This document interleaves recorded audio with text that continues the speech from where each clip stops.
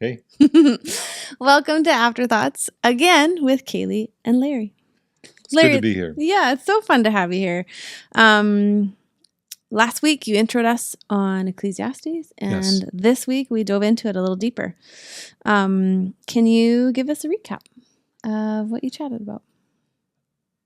A Sure. Here we go. Uh, huh. There's an old saying that says if you have a problem that's well defined, then you're halfway toward solving the problem. Hmm. And what the author of Ecclesiastes is doing in verse 3 is he's defining the problem or the question Hmm. that he really wants to explore for the rest of the book. What do you gain in your life under the sun? What's the profit that comes to you for all of the work that you can do over time? Hmm. And he's going to unpack this for the rest of the book, just giving example after example after example of what you can give your life to. Hmm. And in this first section that we're talking about this coming Sunday, he is going to go through and do a lot of explaining about how this question has a huge reality in your life and mine because of the world in which we live in and because of what's actually going on inside of us all the time. Hmm. And so he starts with the world in which we live in, and he has this endless and relentless cycle of life. And every time I read the passage, I almost want to burst out into song, singing something from the Lion King about the cycle of life, or a circle of life, I guess it's called. Yeah. But he's really talking about life and death. He's talking about sunrise and sunset. He's Hmm. talking about winds always blowing. Hmm. He's talking about water flowing and coming back and flowing again. And it's this relentless cycle, this never-ending change. And because it never changes, never varies, he goes into this summary statement where it's wearisome beyond words. Hmm. Or I think our version of this in 2025 is life is hard. Hmm. It's just hard at times, Hmm. because there is life and there is death. Yeah. I mean, we love having babies come, Hmm. but they can be hard. Hmm. Your life's changing forever. Yeah. Death is always hard. Hmm. Whether it's a good life or whether we're grieving because of what might have been. Hmm. It's hard. Hmm.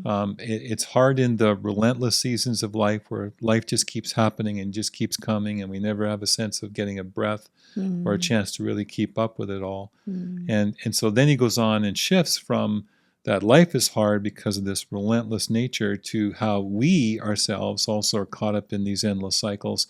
We can never see enough, we can never hear enough, we can never experience enough. And his summary conclusion is that life is really hard, and there's no satisfaction, and there's no real permanent joy, and there's nothing really new under the sun, even though we think it is. And so we end up in this place where, spoiler alert, we're not even going to be remembered somewhere down the road. Now, that is really quite a despairing summary about the hardness and difficulty of life. But he's writing this to people who are, and from a perspective of someone who believes that there is a God, but is living as though God doesn't exist.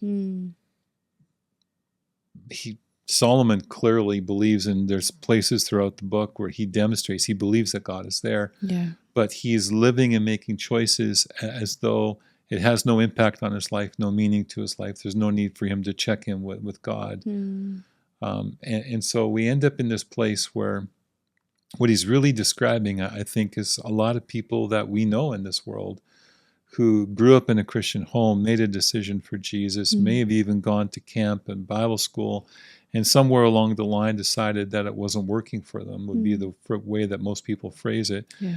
and then start living as though God doesn't matter. They still believe that God exists. In almost every conversation you have with them, they'll say, yeah, I still believe in Jesus. I still believe in God, but they're living as though he doesn't matter. And his summary for people who live that way is life is relentless and endless and hard and without satisfaction and without contentment. And he's really speaking to the world in which we live right now. Yeah. It is a powerful, powerful passage. Thank you. Yeah. Um, It really is. I mean, I like, and I hope it's okay that I like, in the way that it's an inverted story, in the way that Ecclesiastes essentially leaves us with these cliffhangers of like, yeah, but you're going to turn it around, right? Yes, exactly. That exactly. feeling Yes. Is actually, there's something beneficial to that tension. Yes. For us to sit in. Absolutely. Yeah. And so I appreciate you doing that. You talked about humanity is restless and how we are restless. And I love that you unpacked that a bit with us. And so maybe my first question that I would pose to our groups and to those online or to those watching, where do you struggle feeling restless? Because that's a normal feeling. We all feel it. We understand what that means. Sometimes it feels situational. Sometimes it feels redundant. Just the redundancy of life's cycles. Where do you find that you struggle feeling restless?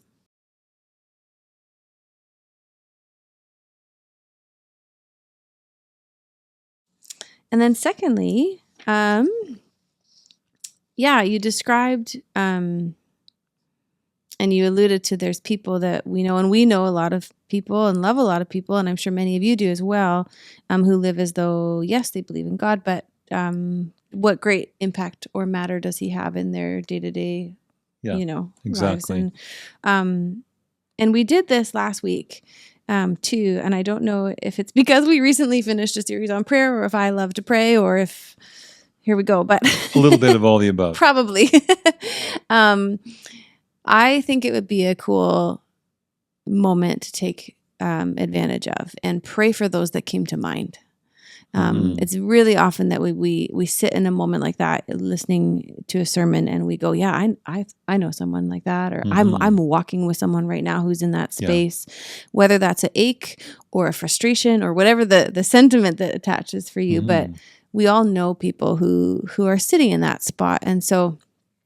You don't have to name them. They can go unnamed as you pray even, but you also can, obviously, if you feel it's appropriate for your group, but take some time to pray together for those people that come to mind, that God would continue to stir their hearts towards him, and just pray for them. Take that time to do that. Definitely.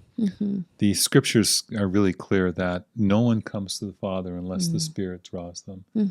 So as we pray for people who need to come back to Christ, or pray for people who need to come to Christ, it's the Spirit that has to draw them. Yeah. That's what makes prayer so crucial. Yeah.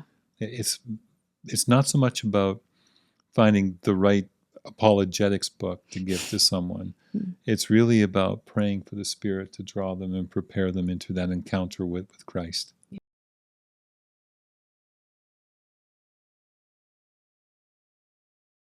And then thirdly, you asked this question actually at the end of your sermon as a prompt and as an invitation to the week, really, to sit with this. Exactly. But you asked us this question: where is God in your life? Yeah. And we would invite you to think about it honestly, like Larry asked us to, and deeply, because there's something determining about it. Yes, it is.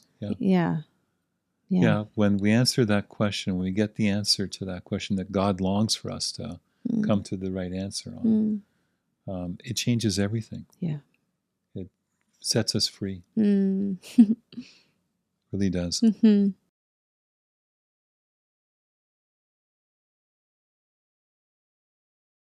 Yeah. Well, thanks, Larry. Thanks for joining us. I am delighted to be here.